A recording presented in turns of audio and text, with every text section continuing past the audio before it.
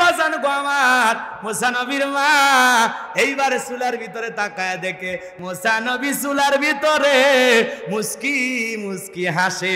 আল্লাহু আকবার। সন্তানকে কোলে তুলে নিলেন, কে যেন ইলহামের মাধ্যমে আওয়াজ দিলেন, মুসার মা কতদিন জালেমের ভয়ে সন্তানকে লুকিয়ে রাখবা? ও মুসার মা, একটা সিন্ধুকে বইরা সন্তানকে দরিয়ার মধ্যে ভাসায় দাও, কথা দিলাম গো আবার তোমার ছেলেকে তোমার কোলে ফেরাইয়া দেব। আল্লাহু আকবার। মুসা নবীর মা চিন্তায় পড়ে গেলেন, সিন্ধুক পাবেন কোথায়, সিন্ধুক পাবেন কোথায়, চিন্তায় পড়ে গেলেন। সামনে আসুন, সামনে। কোন লোক বসে থেকে ফেলে যান, ফেলে যান, নাহলে আপনি বসেন, আপনি বসেন। বক্তার চাইতে শ্রোতাগিরি বেশি তারা হবে। যারা বসে থাকতে পারবে শেষ পর্যন্ত ছেলে মেয়ে সব বসাবে। আধা ঘন্টা পর পর ওঠে, এই যে মিডিয়ায় রেকর্ড হচ্ছে দেখতেছে না, মানুষ মনে করে হুজুর মানে ফাঁকা মাঠে গোল দিচ্ছে। এই যে হাজার হাজার যে আল্লাহর পাগলেরা বসে আছে ওটা টের পাচ্ছেন। আসেন তো হাজি সাহেব মুরব্বী এলে সিরত বসেন তো, দেখেছো মঞ্চে আগে ভেঙে ফেলে দেবো। আসেন,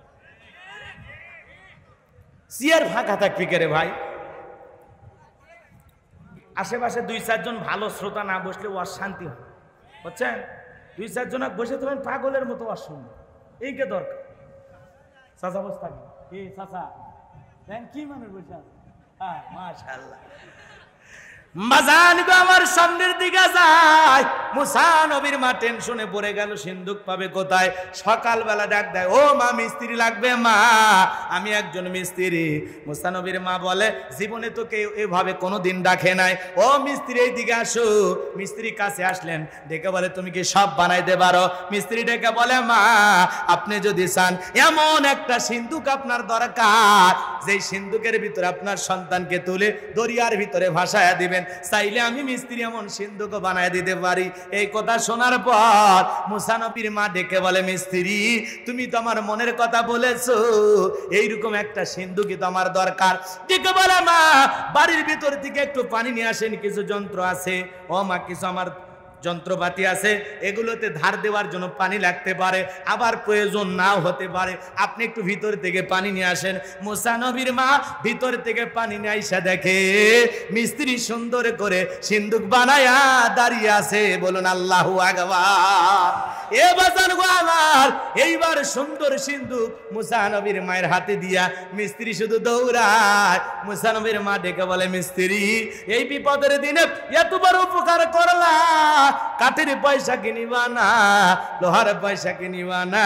ও মিস্ত্রি তাড়াতাড়ি করে তোমার পারিশ্রমিকের দাম কত বলো, আমি তোমাকে পারিশ্রমিক দিয়ে দেব। মিস্ত্রি ডেকে বলে, মা বিপদে যারা পড়ে আমি তাদের উপকার করি, বিনিময়ে কোনো টাকা পয়সা গ্রহণ করি না। আল্লাহু আকবার।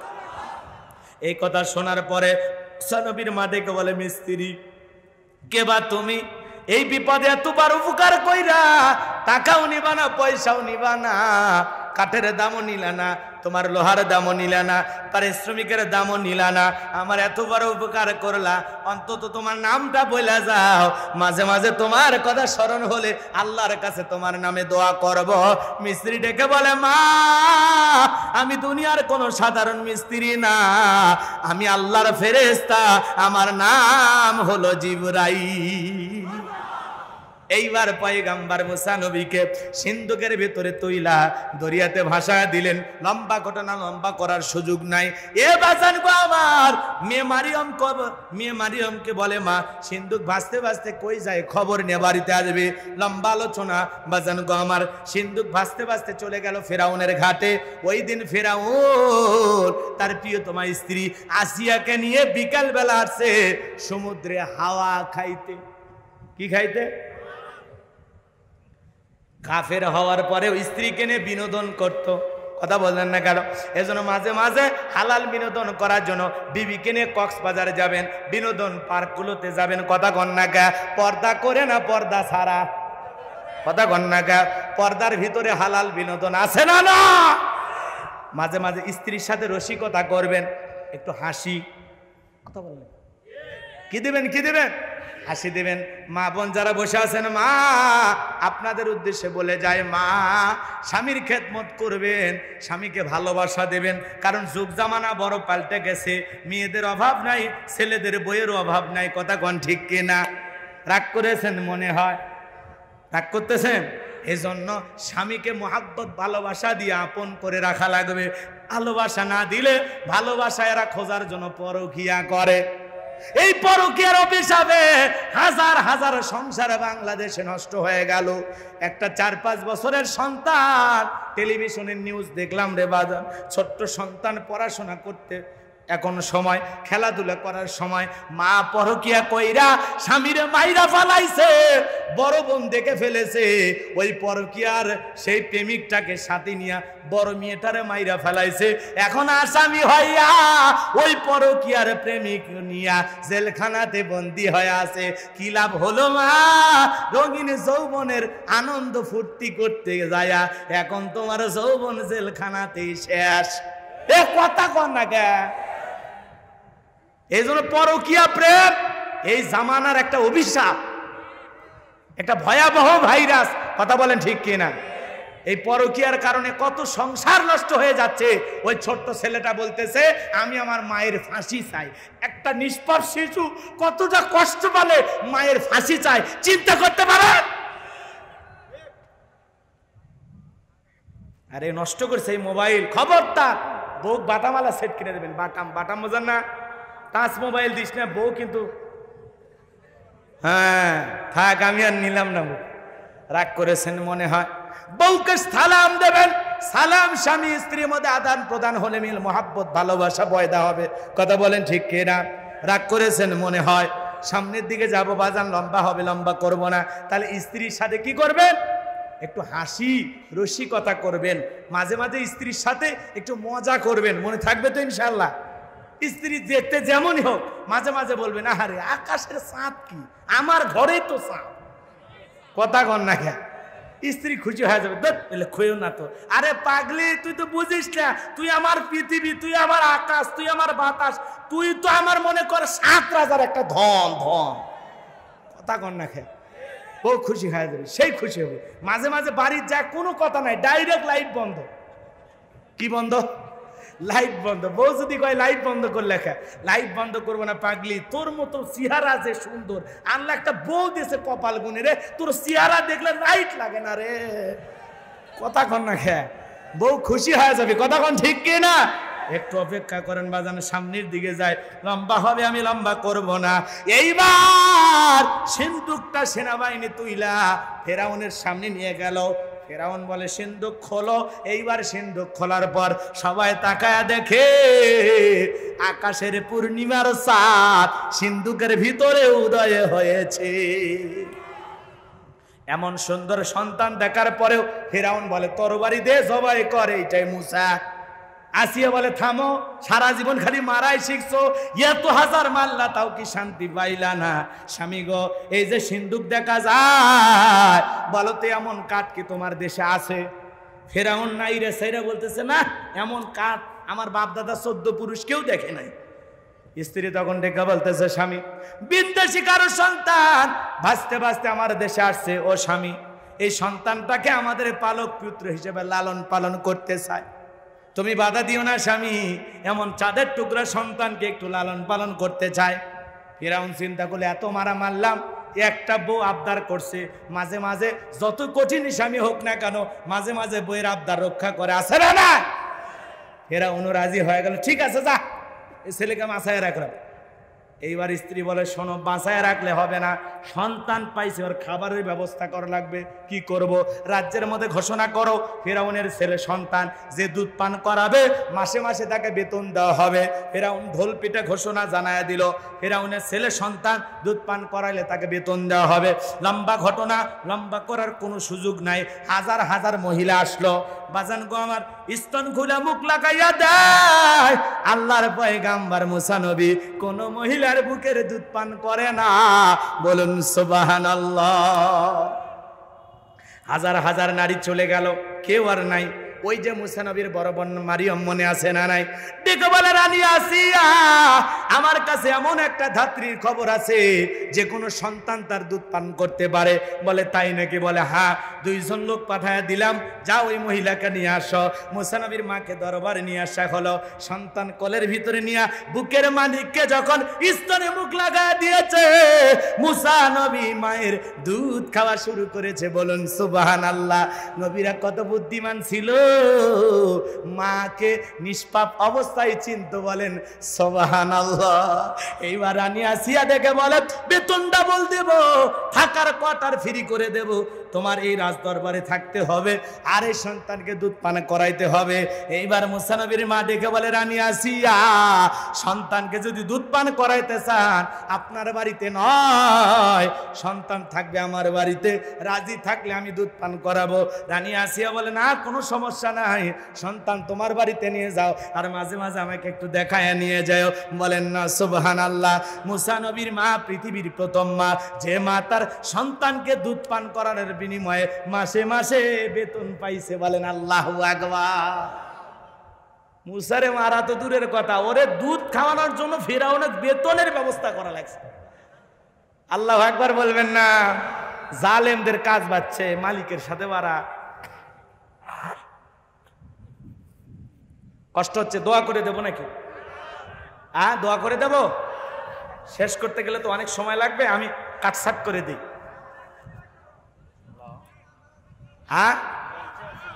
লিল্লাহে তাকবীর। হাত তোলেন তো একবার, দেখি দেখি দেখি। লিল্লাহে তাকবীর। হাত নামান বাজান গো আমার, সামনের দিকে যায়, ভালো করে বোঝার চেষ্টা করবেন। মুসা নবীকে দুধ পান করানো শেষ হয়ে গেল। ছোট্ট মুসা নবী চলাফেরার বয়সে উপনীত হয়েছে। আসিয়া একদিন ডেকে বলে, ও স্বামী ফিরাউন, ধরো এই সন্তানকে নাও, একটু আদর করো, মানুষ দেখলে মনে করবে ছেলে তোমার না, ধরো। এই কথা বলে স্বামীর কোলে দিয়া আসিয়া ভিতরে চলে গেল। মুসা নবীর ফুটফুটে চাঁদের মতো চেহারা লাগে। কিছু কিছু সন্তান আছে, যার হোক না কেন চেহারা দেখে এত ভালো লাগে, মনে হয় দেখে একটু আদর করি। কথা বলেন না কেন? এরকম কিছু মানে কিউট বাচ্চা আছে না, এই রে কিউটের ডিব্বা, মাশাআল্লাহ, দেখে ভালো লাগে। কথা কোন ঠিক কি না? বাজান গো আমার, মুসা নবী এরকম কিউট ছিল, দেখতে বড় সুন্দর ছিল। মুসা নবীকে দেখা ওই কাফির ফিরাউনের দিল কইলা গেছে। সুমা খাওয়ার নিয়তে ঠোঁটটা যখন বাড়াইছে, মুসা নবী একবারে একটা থাপ্পড় লাগাইছে, 5 মণ ওজনের এক থাপ্পড় খাইয়া ফিরাউন চিৎকার মেরে উঠছে। ছোট্ট বাচ্চার থাপ্পড় খায়া ফিরাউনের মতো জালেম বাদশা চিৎকার মেরে উঠছে। চতুর্দিকে লোকজন দৌড়াইছে।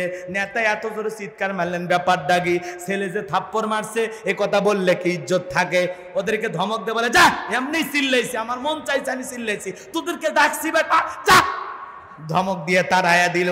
এইবার আসিয়াকে ডেকে বলে, ও আসিয়া, আয় আয় এই দিগায়, এর চোখে মুখে যা গুণ দেখছি, এ মুসা ছাড়া কেউ না রে, তরবারি দে, জবাই করে পথের শত্রু দূর করে। আসিয়া বলে, কি হয়েছে খুইলা বলো। বলে, এই ছেলে আমার থাপ্পড় মারছে। আসিয়া বলে, ঢং করা জায়গা পাও না, এই ছোট্ট বাচ্চা কখনো তোমার থাপ্পড় মারতে পারে? বলে, আসিয়া রে, তোরে বুঝাতে পারবো না, ও থাপ্পড় তোর গালে মারে নাই, মারছে আমার গালে। মজা কি আমি টের পাইছি। কথা বোঝেন নাই? লম্বা ঘটনা, লম্বা হয়ে যাবে বাজান। বয়স হয়ে গেল 25 বছর। কয় বছর? 25 বছরের টকবগে যুবক মুসা নবী। এ বাজান, বনি ইসরাইলের কিপ্তির মধ্যে ঝগড়া লেগে গেছে। মুসা নবী এই জায়গায় বলে, এ ফিরাউনের চামচা, খুব মাতবাড়ি করিস না। কিপ্তিরা হলো সব কাল্লো, ফিরাউনের লোক কাল্লো, আর বনি ইসরাইলের সম্প্রদায়ের মানুষেরা হলো মুসা নবীর লোক। কথা বোঝেন না? কিপ্তিক যা বলছে, নেতার গরমে সব জায়গায় গরম দেখা আসে, আমার সম্প্রদায়ের লোক চোখ রাগাস, কি হয়েছে, কি সমস্যা? কথা শোনার পর এক ঘুষি কটা, ঘুষি কটা কন্যাকে এক ঘুষি কিপ্তিক মারছে, দুনিয়ার থেকে ডিলেট, ইন্না লিল্লাহি ওয়া শুতে আছে, জায়গাতেই ডেট। বোঝেন নাই? জায়গায় খালাস। বোঝা গেল? তাহলে নবী মুসার শক্তি কম না বেশি? এক ঘুষির দুনিয়া থেকে বিদায় করে দিছে। কেমন নবী, সুবহানাল্লাহ বলবেন না? আরে যেই নবী আজরাইল থাপ্পড় মারে 4টিখানি কথা, সেই নবী রাগে গেলে মাথা টুপি ভেদ করে চুল খাড়া হয়। তাহলে রাগটা কাক হয় কোন চিন্তা করে, রাগ কত, ছাগল ধরে আসার মার এত রাগ মুসা নবী। কথা বুঝতে পারছেন? মন খারাপ করলেন মনে হয়। যখন কিপ্তিকে মার্ডার করলো, চতুর্দিকে ঘোষণা হয়ে গেল মুসা নবী ফিরাউনের দরবারে হয়ে গেল মার্ডার কেসের আসামি। আল্লাহ ডেকে বলে, মুসা আর থাকা যাবে না মিশরে, এখন মাদাইনের দিকে রওনা করো, এরপরে যা ব্যবস্থা আমি আল্লাহ করব। লম্বা ঘটনা আমি লম্বা করতে পারবো না। মুসা নবী চলে গেল, দুইজন মেয়ে সাথে, দুইজন মেয়ে পয়গম্বরের মেয়ে, নাম হলো শুআয়ব আলাইহিস সালাম। তার দুই মেয়ের সাথে মুসা নবী শুআয়ব আলাইহিস সালামের বাড়িতে গেল। যাওয়ার পরে দুই মেয়ে মুসা আলাইহিস সালামের অনেক ঘটনা আগে পরে ঘটে গেছে, বলার সময় নাই। দুই মেয়ে শুধু এতটুকু প্রশংসা করে বলল, বাবা এই ছেলেটা বড় ভদ্র লজ্জাশীল, এতটা সময় ছেলের সাথে কাটাইলাম, একটা বারো দুইটা নজর দিয়া আমাদের দুই বোনের দিকে তাকাই না, ছেলেটা এত বড়ই লাজুক, বলুন সুবহানাল্লাহ। একটা বারো মেয়েটার দিকে তাকাই নাই নবী মুসা আলাইহিস সালাম। আর আপনি আমি মেয়ে মানুষ, বুড়ি হোক আর চুরি হোক আর যুবতী হোক, যেমনই মহিলা রাস্তা দিয়ে যাক, একবার না দেখলে আর ঘুমই হয়। কথা কন না কে? এরকম ছেলে অবশ্য বগুড়াই নাই। বগুড়ার ছেলেরা ভালো, এরা দেখে না। হ্যাঁ, আরে মেয়ে মানুষ তো দেখে, তৃতীয় লিঙ্গের মানুষও যদি হেঁটে যায় তাও আর দেখে আর হাসে। কথা কন না কে? এরকম অবশ্য শিবগঞ্জে নাই। এ বাজার লম্বা হবে, লম্বা করার সুযোগ নাই। মুসা আলাইহিস সালাম চলে গেলেন, শুআয়ব আলাইহিস সালামের বাড়িতে রাখালের চাকরি পেলেন। কিসের চাকরি? রাখাল। রাখালের চাকরি বলেন। মুসা আলাইহিস সালামের ব্যবহার ওঠা বসা শুআয়ব আলাইহিস সালামের ভালো লেগে গেল। চিন্তা করলো, রাখাল বানায়া লাভ কি, বড় মেয়ে যুবতী হয়েছে, বিয়ে দেওয়া দরকার, জামাই বানায়া নিল। বলেন আল্লাহু আকবার। মুসা আলাইহিস সালাম একজন পয়গাম্বার, শুআয়ব আলাইহিস সালামও পয়গাম্বার, শ্বশুরও নবী, জামাইও নবী। জোরে কন্যা মারহাবা। ৮-১০ বছর শ্বশুর বাড়িতে ঘর জামাই থাকলেন। আল্লাহ দেখে বলে, মুসা গাট্টি গুট্টি গুছাইয়া নাও, স্ত্রীকে সঙ্গে নাও। আর কতদিন শ্বশুর বাড়ি মধুর হারি, আর শ্বশুর বাড়িতে থাকা যাবে না। থাকছে কয় বছর? ৮-১০ বছর। বাজান গো আমার, এই জন্য পয়গাম্বার মুসা নবীর এই সুন্নত অনেকে পালন করে। ঘর জামাই থাকা মুসা নবীর সুন্নত। কোন নবীর? এলাকায় যদি কোনো ঘর জামাই থাকে, খবরদার অবহেলা করবেন না, বুঝবেন মুসা নবীর সুন্নত পালন করতেছে। কথাকে বোঝা গেল? এইবার ঘর জামাই যারা আছে ওরা সেই খুশি, বলে হুজুরই তো দরকার। বাজান গো আমার, মুসা আলাইহিস সালাম গাট্টি গুটি গুছায় আল্লাহ পাকের অর্ডার পাইয়া স্ত্রীকে সঙ্গে নিয়ে চলে আসলেন তুর পর্বতে।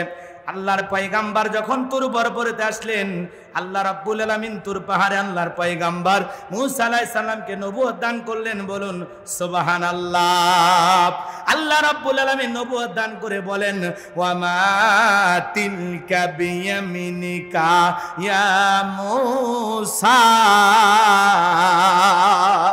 আরো জোরে বলেন আল্লাহু আকবার। আল্লাহ ডেকে বলে, মুসা তোমার ডান হাতে ওইটা কি?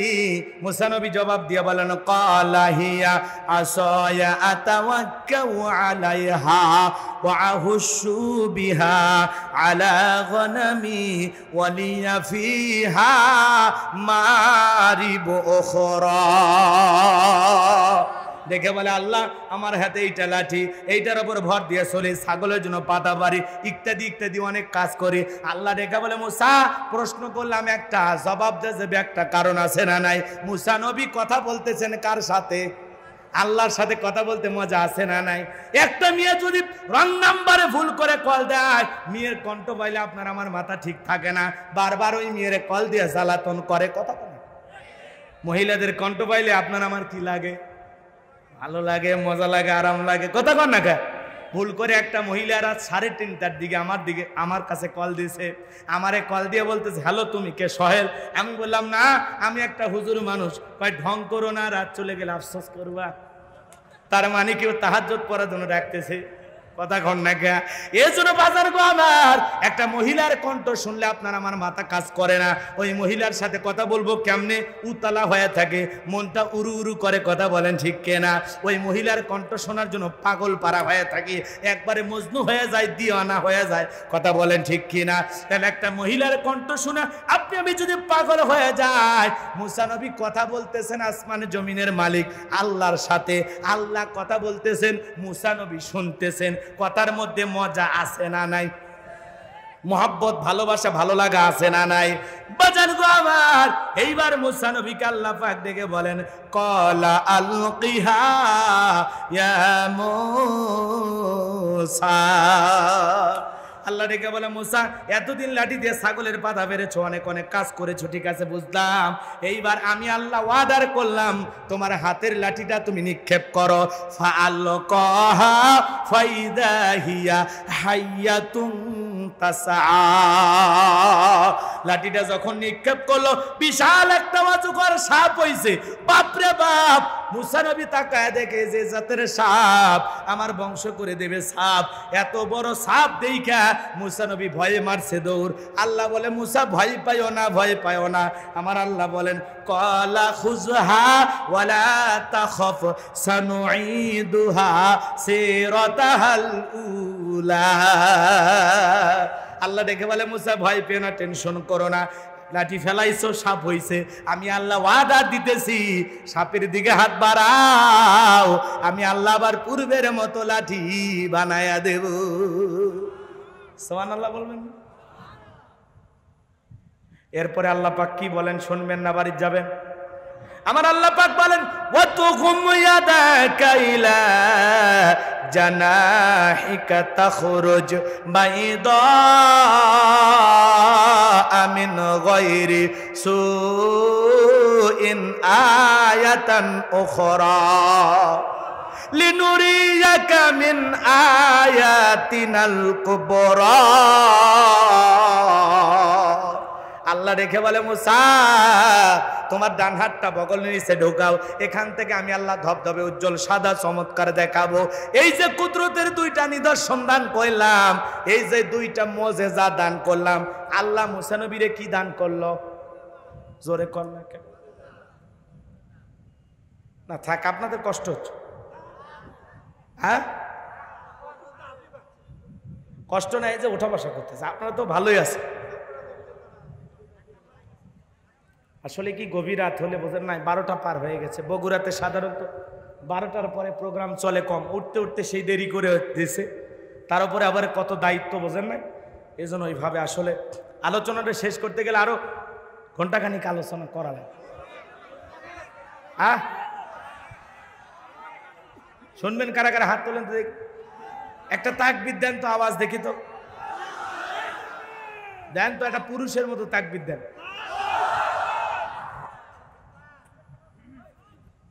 এটার নাম তাকবীর? একটা পুরুষ দাঁড়ায় তাকবীর দিতে পারলেন?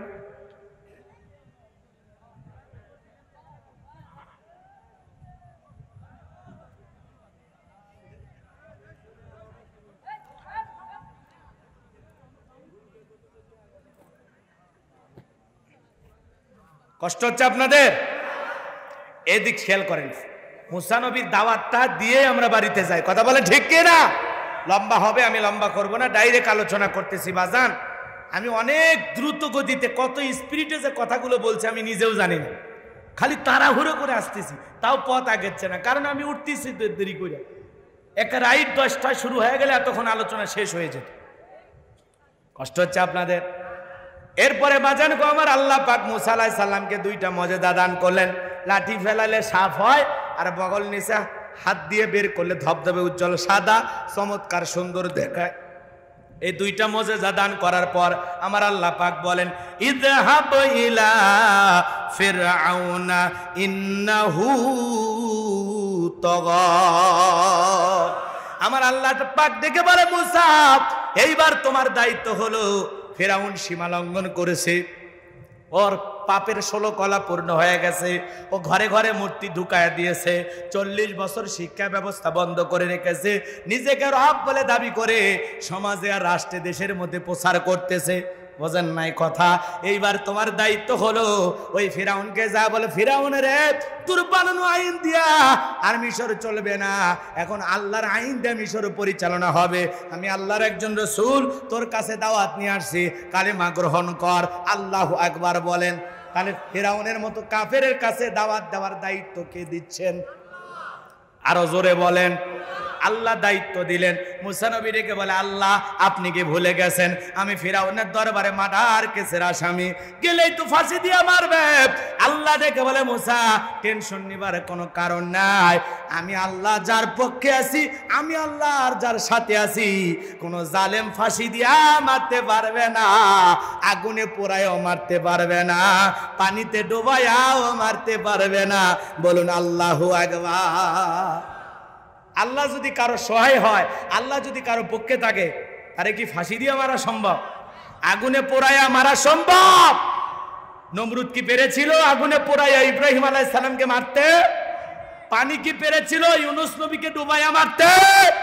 পারে না। বাজান গো আমার, এইবার মুসা নবী ডেকে বলে, আল্লাহ আপনার ওয়াদার যেতেই হবে। বল আল্লাহ ডেকে বলে, হ্যাঁ মুসা যেতেই হবে, এটা তোমার দায়িত্ব, আমি আল্লাহ পাক তোমারে নবী বানাইছে।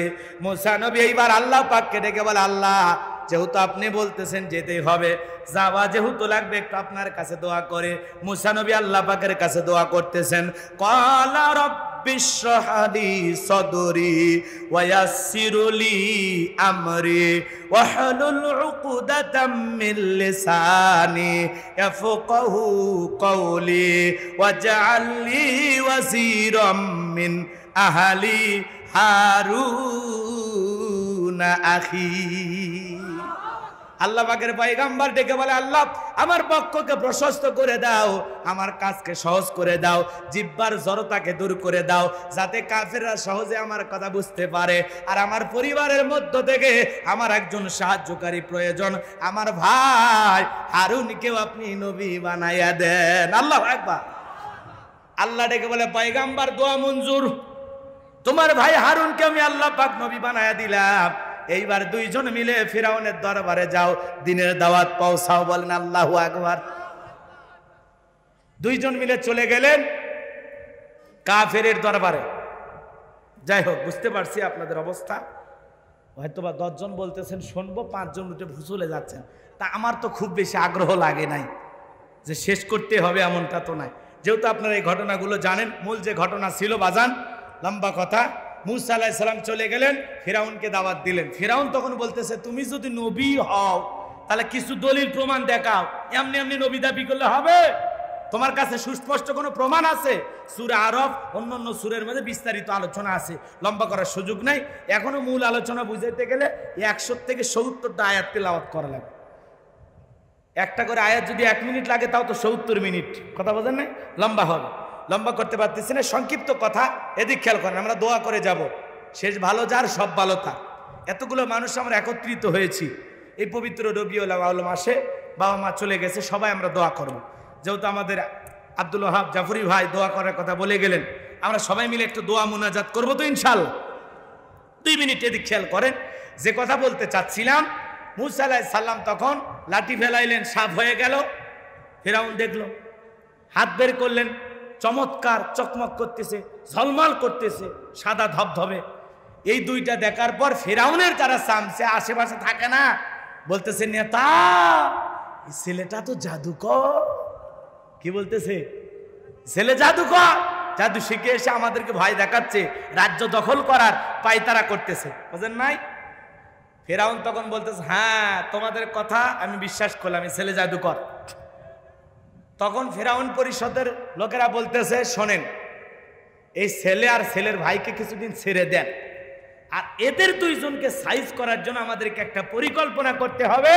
এদেশের সেরা সেরা বড় বড় জাদুকর, ওদেরকে টাকা পয়সা দিয়ে রাজ দরবারে নিয়ে আসেন, এরপরে ওদের 2 ভাইকে ডেকে জাদুর খেলা একদিন ফাইনাল খেলা হবে। কথা কন না কে? এ যুবক, কি খেলা হবে? ফাইনাল খেলা, ফাইনাল খেলা।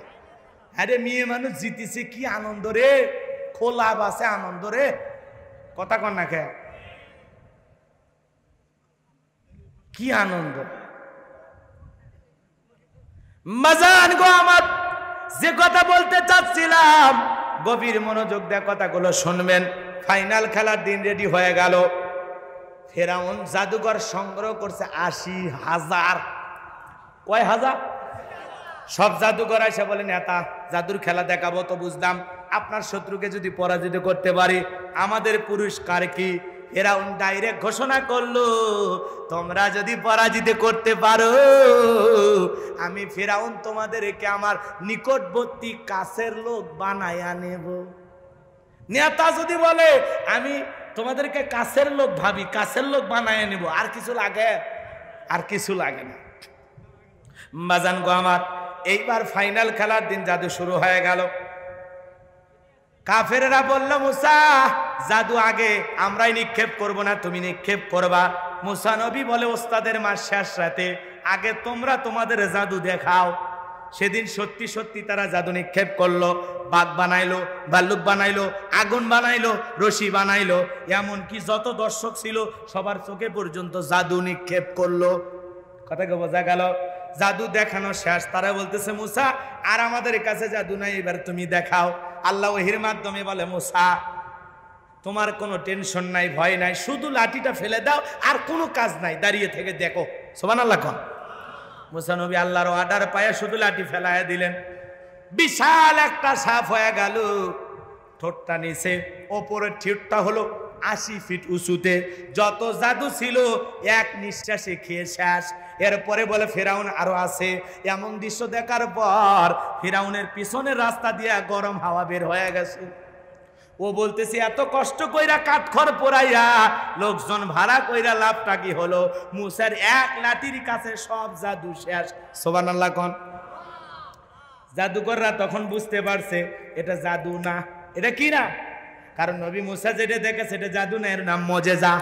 আর মজেজা দেখায় কার পক্ষ থেকে? এ বাজান গো আমার, জাদুকররা জাদু চেনে, স্বর্ণকাররা স্বর্ণ চেনে, চোর চোরকে চেনে, ডাকাত ডাকাত চেনে, নেতা নেতা চেনে, হুজুর হুজুরক চেনে। কথা কর না? ওই জাদুকররাও জাদুকরক চেনে, কিন্তু মুসা নবী যেটা দেখাছে এটা জাদু না। এইটা বোঝার পর ওরা তখন বলল কালু আমান্না বিরব্বিল আলামিন রব্বি মুসা ওয়া হারুন। আমরা ঈমান আনলাম সেই বিশ্বের প্রতিপালকের প্রতি যিনি হলেন মুসা এবং হারুনের রব। আল্লাহু আকবার। তারা যখন ঈমান আনলো, কালেমা পড়লো, ঘোষণা দিল আমরা ঈমানদার, ফেরাউন তখন হুমকি দিল আমার অনুমতি ছাড়াই তোমরা ঈমান আনলা। তলে তলে মনে হয় তাহলে তোমরা এগুলো বুদ্ধি পাতাইছিলা। ঠিক আছে, তোমাদের শুলিতে চড়াবো, ফাঁসি দিয়া মারবো, ধরবো, আর জেলখানায় বন্দি করব। জালেমেরা কিছু না পাইলে শেষে কি দেয়? হুমকি। কি দেয়? দেখে নেব। হ্যাঁ দেখে নেব। আচ্ছা না, এরকম হুমকি দেখাইলো একটা ফেরাউন যে শুলিতে চড়াবো, ফাঁসি দিয়ে মরবো। ইমানদাররা নতুন ইমান আনে কি বলে জানেন? ওগুলো মরণের ভয় দেখে লাভ নাই, মরা তো একদিন লাগবে, তো ইমানদার হয়ে মরবো। তোর মতো ফেরাউনের দলে থাকে বেঈমান হয়ে মরবো না রে, মরা তো লাগবে। তো মুসার দলে থাকে ইমান আনে মর্ম, তোর মতো ফেরাউনের সাথে থাকে বেঈমান হয়ে মর্ম। দেখছেন ইমানের ঝাঁজ? দেখছে? মাথা কাটা বাদ দিয়েছেন। আর মুসলমান নবীরে গালি দেয়, আপনি কিছু বলেন না। কোরআনের বিরুদ্ধে কথা হয়, কিছু বলেন না। হাদিসের বিরুদ্ধে কথা হয়, কিছু বলেন না। কথা কন না। আল্লাহওয়ালাদের বিদয় হয়, কিছুই বলেন না। আপনি মুসলমান, বিরাট বড় মুসলমান। কষ্ট হচ্ছে? ফাইনাল খেলা বিজয় লাভ করলো কে? মুসা আলাইহিস সালাম। বলুন সুবহানাল্লাহ। সর্বশেষ যে কথাটা বলতে চাই, মুসা এবং তার দলবলের ওপরে নির্যাতন জুলুম শুরু হয়ে গেল।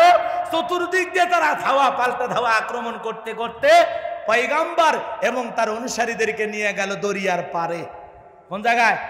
সমুদ্রের পারে নিয়ে যাওয়ার পর তিন দিক থেকে ওরা আসতেছে, আর একদিকে শুধু এই সমুদ্র, পানি। মুসা আলাইহিস সালাম উম্মতেরা অবাক হয়ে গেলেন, এখন কি হবে? আল্লাহর পয়গম্বর মুসা নবী ডেকে বলে টেনশন নিবার কোনো কারণ নাই, এখানে শুধু তুমি আর মানে তোমরা আর আমি নাই, আমাদের সাথে আরেকজন আছেন, তিনি হলেন আমাদের আল্লাহ। বলেন আল্লাহু আকবার। সাথে সাথে তখন আল্লাহ ডেকে বলে, মুসা এতদিন লাঠি ফেলালে সাপ হয়েছে, ওই লাঠিতে একটু সমুদ্রে কষ্ট করে বাড়ি মারো। আল্লাহ বলে, আল্লাহ বাড়ি মারবো? বলে হ্যাঁ মারো না। যেই বাড়ি মারছে ভিআইপি রোড, আল্লাহ বলে এইবার তোমার দল বল নিয়ে তুমি পার হয়ে যাও নিশ্চিন্তে। সুবহানাল্লাহ। ভিআইপি রাস্তা পার হয়ে গেলে ফেরাউন এই পারে এসে দেখে, বাপ রে বাপ, ওই যে দেখা যায় ওরা পার হয়ে যাচ্ছে, এই রাস্তা মনে হয় আর দাদা খালু গানে থেকে গেছে। ও যেই ওই রাস্তা তুলতে ঠিক মাঝামাঝি ওরা ওই পারে চলে গেছে, ঠিক ফিরাউন এবং তার সেনাবাহিনী সৈন্যবাহিনী মাঝামাঝি চলে গেছে। আল্লাহ তখন ডেকে বলে, এ পানি তুই তোর খেলা দেখা। পানি কার কথা শোনে? পানির উতাল পাতাল ঢেউ, আর সেলা চামুন্ডা যা ছিল এক উত্তল ঢেউ, সব শেষ। পটকা মাছের মতো খালি ভাসে ভাসে আছে। সুবহানাল্লাহ বলবেন না? আছে বড়টা, আছে কি বড়টা? আবার কি বলতেছে জানেন? আমানতু, আল্লাহ ঈমান আনলাম, লা ইলাহা ইল্লাল্লাহ, আমি ঈমান আনলাম, ওয়া আনা মিনাল মুসলিমিন, আল্লাহ আমি মুসলমান হয়ে গেছি। ঈমান আনলাম, ওই বনি ইসরাঈল যে আল্লাহর প্রতি ঈমান আনছে, আমিও ঈমান আনলাম, ওয়া আনা মিনাল মুসলিমিন, আমি মুসলমান হয়ে গেছি। আচ্ছা কোন তো মরার সময় ফিরাউন মুসলমান হচ্ছে, আল্লাহ কি ওরে কবুল করবে? আর কিছু কিছু মানুষ কিন্তু এই ফেরাউনের মতোই মতলব নিয়ে বসে আছে, যে সারা জীবন অকাম বদকাম সুদ ঘুষ জিনা ব্যভিচারী যা করি করি, মরার আগে খালি একবার তওবা করার সুযোগ পাইলে সব সাফ। কেরে তওবা করার টাইম যে পাবো তার গ্যারান্টি আছে? তোর মরার সময় যে ঠোঁট মোট বেঁকা হয়ে যায়, ছেলে মেয়ে এসে চামুচে করে পানি তুলে দেয়, তাও পানি তোর ভিতরে ঢোকে না, গালসি বেয়া বেয়া পড়ে যায়, ছেলে আবার রুমাল দিয়ে মুছে দেওয়া লাগে। এমন অবস্থা যে তোমার হবে না, তোমার যে মরার 6 মাস আগে জবান বন্ধ হবে না, এর কি গ্যারান্টি আছে? এজন্য সময় থাকতে তওবা করো।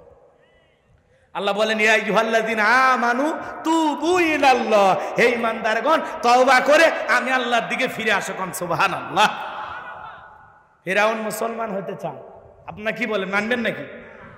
আল্লাহ মানে না। আমার আল্লাহ বলেন, আল আনা অকদা সাইতা, এখন তুমি ঈমান আনতেছো, এই সময় আমি আল্লাহ তোর ঈমান গ্রহণ করলাম না। তোরে তো মারবই মারবই, শুধু তোর লাশটা পৃথিবীতে রেখে দেব, যাতে পৃথিবীতে তোর মতো যারা জালেম আর ফেরাউন হতে চায়, তোর লাশ দেখে পৃথিবীর মানুষেরা যেন শিক্ষা গ্রহণ করে, তোর মতো অভিশপ্ত ফেরাউন যেন কেউ হতে না চায়। আজও মিশরের জাদুঘরে সেই সমুদ্রে ডুবিয়ে মরা চুবিয়ে মরা ফেরাউন আছে না নাই? চোখের সামনে দেখেননি? ওটা তো ফেরাউন না, ওটা ফেরাউনের শুটকি। ফেরাউনের কি কথা কোন না করে, ফেরাউনের কি শুটকি মিশরে জাদুঘরে আছে। ওই জাদুঘরে মুসার উত্তর শরীরা যখন যায় দেখতে, পায়ের স্যান্ডেল খুলে কয় এটা ফেরাউন, মার জুতো পায়ের স্যান্ডেল খুলে করে, মানে লক্ষ লক্ষ টাকার স্যান্ডেল ওই জায়গায় পড়ে আছে, প্রতিদিন সাফ করা লাগে। আল্লাহু আকবার বলেন। তাহলে মরা শুটকি ফিরাউনক দেখে মুসা প্রেমিকেরা যদি জুতা মারে, জিয়াতা ফিরাউনক পালে আর চামড়া খুঁজে পাওয়া যেত না। কথা দেখে না।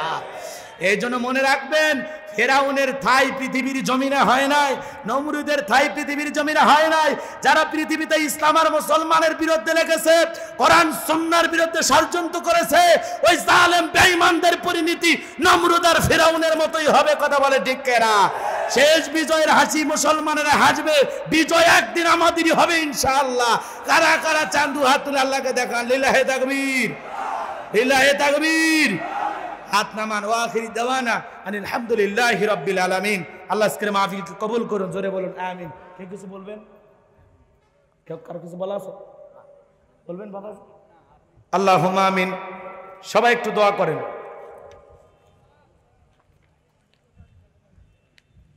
আল্লাহুম্মা আমিন।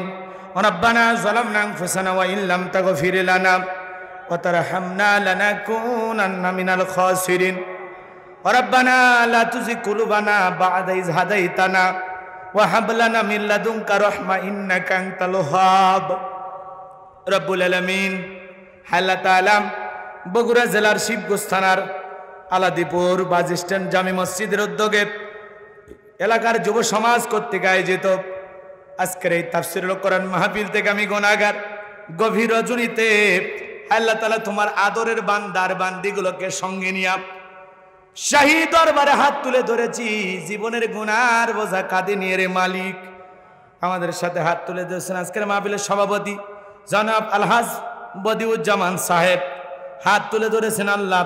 আজকের মাহফিলের সভাপতি জনাব ফজলুর রহমান সাহেব, রব্বুল আলামিন আজকের মাহফিলের প্রধান অতিথি জনাব মোহাম্মদ শহীদুল ইসলাম শহীদ সাহেব, বিশেষ অতিথিবৃন্দ, আমন্ত্রিত অতিথিবৃন্দ, আলোচনা রেখে ধন্য করেছেন হজরত মাওলানা ওয়াজিদ আলী সাহেব, আলোচনা রেখে ধন্য করেছেন আলহাজ হজরত মাওলানা আব্দুল ওয়াহাব জাফরি সাহেব, সকল উলামা ইকরামের। হায় আল্লাহ তাআলা আলোচনা কবুল আর মঞ্জুর করে নেন। আল্লাহ তাআলা তাদের কণ্ঠের মধ্যে বরকত দিয়ে দেন। রব্বুল আলামিন সন্ধ্যা থেকে পর্যন্ত যত আলোচনা হয়েছে, এই আলোচনার উপরে বক্তা শ্রোতা সবাইকে আমল করার তৌফিক দিয়ে দাও রব্বুল আলামিন। এই গভীর নিশীতে তাকায় দেখো আল্লাহ, তোমার বান্দার বান্দিগুলো হাত তুলে ধরেছে। আমাদের অনেকের মা নাই, বাবা নাই, এতিম মানে কবরে চলে গেছে। জনম দুঃখিনী মার কথা কি ভোলা যায়? আদরের বাবার কথা কি ভোলা যায়? যে মা 10 মাস 10 দিনই গর্ভে ঠাই দিয়েছে, প্রসবের যাতনা সহ্য করেছে, আল্লাহ ওই মায়ের কবরে আর সবটুকু পৌঁছায় দাও। মায়ের কবর জান্নাতের বাগান বানায় দাও। আদরের বাবার কবরে আর সবটুকু পৌঁছায় দাও। বাবার কবর জান্নাতের বাগান বানায় দাও। রব্বির হামহুমা কামা রব্বায়ানি সগীরা, হক রব্বির হামহুমা কামা রব্বায়ানি সগীরা। মাতা পিতা যাদের বেঁচে আছে আল্লাহ হায়াত বাড়ায় দাও। পিতা মাতার খেদমত করে জান্নাত অর্জন করার তৌফিক দিয়া দাও। আত্মীয় স্বজন পাড়া প্রতিবেশী যারা কবরে চলে গেছে আল্লাহ, তাদের কবরে আর সবটুকু পৌঁছায় দাও। কবরে গুলো জান্নাতের বাগান বানায় দাও। মালিক আমি গুনাহগার, গভীর নিশীতে হাত তুলে ধরেছি আল্লাহ।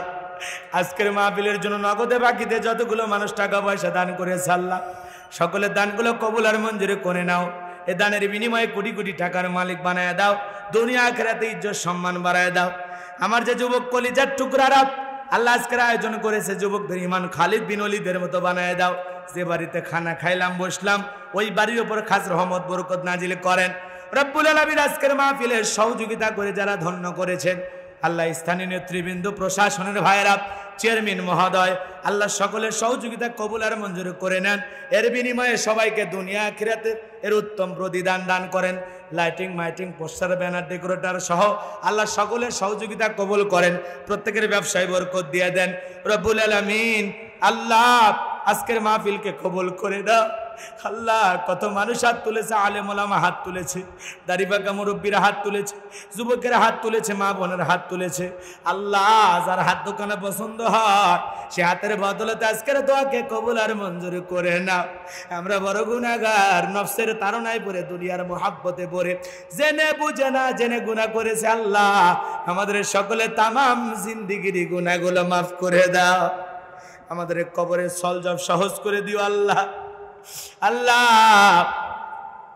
মিজানের পাল্লায় নেকির ওজন বেশি করে দিও। কঠিন কিয়ামতের দিনে তোমার আরশের নিচে ছায়া দান করিও। আমলনামা ডান হাতে দান করিও মালিক। রসুলের হাতে এক পেলা করে হাউজে কাউসারের পানি নসিবে রাইখো। নবীজির সুপারিশে জান্নাতে যাওয়ার সৌভাগ্য দান করিও আল্লাহ। আমাদের সবাইকে কবরের আযাব থেকে মুক্তি দাও, জাহান্নামের আগুন থেকে মুক্তি দাও। রব্বানা সরিফ আন্না আযাব জাহান্নাম ইন্না আযাবাহা কানা গরামা। ওই জাহান্নামের আগুন সহ্য করতে পারবো না মালিক। আমাদের সবাইকে জাহান্নামের আগুন থেকে মুক্তি দাও। ওয়াকিনা আযাবান নার আল্লাহুম্মা আজরিনি মিনান নার। আল্লাহ আল্লাহ আল্লাহ আজকের দোয়াকে কবুল করে নাও রব্বুল আলামিন। আল্লাহ যতগুলো মানুষ হাত তুলেছে আল্লাহ সকলের মনের আশাগুলো পূরণ করে দাও। সবাইকে 5 ওয়াক্ত নামাজি বানায়া দাও। আল্লাহ আমার মা বোনদেরকে পর্দা করার তৌফিক দাও, স্বামীর খেদমত করার তৌফিক দিয়ে দাও, নামাজি বানায় দাও, রোজাদার বানায় দাও। আল্লাহ আজকের মাহফিলের জন্য যতগুলো মানুষ আক্লান্ত পরিশ্রম করেছে আল্লাহ সকলের পরিশ্রম তুমি কবুল করে নাও। আল্লাহ যে ময়দানে বসে কোরআনের আলোচনা করলাম এই ময়দান যারা ব্যবস্থা করে দিয়েছেন আল্লাহ তাদের ব্যবসায় বরকত দেন, আল্লাহ তাদের জীবন ঈমান আমল দিয়ে ভরপুর করে দেন। আল্লাহ এ বগুড়ার মুসলমানদেরকে আপনি কবুল করে দেন। জীবনে আর কোনোদিন যদি দেখা না হয় মালিক জান্নাতের সিঁড়িতে আমাদের পরিচয় করায় দিও। আমার পাশে বসা আমার প্রিয় আলিম হুজুর হাত তুলেছে, হুজুর আয় আল্লাহ তাআলা আমার আব্দুল আলিম হুজুরকে আপনি কবুল করে নেন, হুজুরের হায়াত বাড়ায় দেন। আল্লাহ হুজুরের মাদ্রাসাকে কবুল করে নেন। আমার আতিক ভাগ্নেকে আল্লাহ কবুল করো। আমার প্রিয় আব্দুর রহিম ভাইয়ের হায়াত আল্লাহ বাড়ায় দাও, তার সন্তান পরিবারের উপর খাস রহমত বরকত নাজিল করো। মিডিয়ার যে ভাইয়েরা এসেছেন আল্লাহ তাদেরকে সঠিকভাবে দিন প্রচার করা তৌফিক দিয়ে দাও। আল্লাহ আলেম ওলামার সম্মান বুঝে কাজ করা তৌফিক দিয়ে দাও।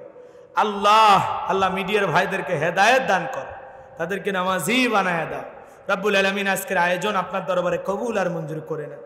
আল্লাহ যতগুলো মানুষ দূর দূরান্ত থেকে কষ্ট করে গাড়ি ভাড়া করে এসেছে আল্লাহ সবাইকে নিরাপদে বাড়ি পর্যন্ত পৌঁছার তৌফিক দিয়ে দেন। আল্লাহ আপনার রহমতের চাদর দিয়ে তাদেরকে আবৃত করে রাখেন। আল্লাহ পুরো পৃথিবীর মুসলিম উম্মাহকে আপনি হেফাজত করেন, বাংলাদেশের মুসলমানদেরকে হেফাজত করেন, এদেশের মসজিদ মাদ্রাসা হক্কানি উলামা ইকরামদেরকে হেফাজত করেন। যত আলেম ওলামা কারাবন্দি মাজলুম অবস্থা আছেন আল্লাহ সমস্ত আলেমদের উপরে খাস রহমত বরকত নাজিল করেন। রব্বুল আলামিন আল্লাহ এই জমিনটাকে দ্বীন আর ইসলামের জন্য কবুল করেন। সমস্ত ষড়যন্ত্র থেকে আল্লাহ আমাদের প্রিয় মাতৃভূমি বাংলাদেশকে আল্লাহ হেফাজত করো। আল্লাহ সকল দুর্ভিক্ষ মুসিবত থেকে আল্লাহ আমাদেরকে হেফাজত করো। আল্লাহ এই জমিনে বেশি বেশি রিজিকের ব্যবস্থা করে দাও। আল্লাহ এই লাল সবুজের পতাকা আমাদের প্রিয় মাতৃভূমি আল্লাহ আমাদের বাংলাদেশকে হেফাজত করো। আমাদের যারা অভিভাবক আল্লাহ তাদেরকে কোরআন সুন্নাহ সঠিক বুঝ দিয়ে দাও। আল্লাহ এই জমিনকে দ্বীন আর ইসলামের জন্য কবুল করো। আমাদের সবাইকে ইসলামী আন্দোলনের কর্মী বানায় দাও। আল্লাহ দ্বীনের মুজাহিদ বানায় দাও। আল্লাহ আমাদের সবাইকে ইসলাম প্রতিষ্ঠিত করার জন্য কাজ করা তৌফিক দিয়ে দাও। সুবহান রাব্বিকা রাব্বিল ইজ্জাতি আম্মা ইয়াসিফুন সালামুন আলাল মুরসালিন আলহামদুলিল্লাহি রাব্বিল আলামিন। জানি না কখন মৃত্যু হবে, কোন সময় মৃত্যু হবে। আল্লাহ মরণের একটা বার আগে খানায় কাবায় যাওয়ার সুযোগ করে দিও। রাসূলের রওজা পাকে দাঁড়িয়ে সালাম দেওয়ার সুযোগ করে দিও। যেই দিনে মরণ দিবা দিনটা যেন জুমার দিন হয়, যেই মাসে মরণ দিবা মাসটা যেন রমাদান মাস হয়। নামাজের সিজদারত অবস্থায় মৃত্যু দিও, কোরআন পড়তে পড়তে মৃত্যু দিও। দ্বীনের জন্য রাজপথে জীবনটাকে কবুল করে নিও। মৃত্যু যখন আসবে জবানে জারি করে দিও লা ইলাহা ইল্লাল্লাহু মুহাম্মাদুর রাসূলুল্লাহ।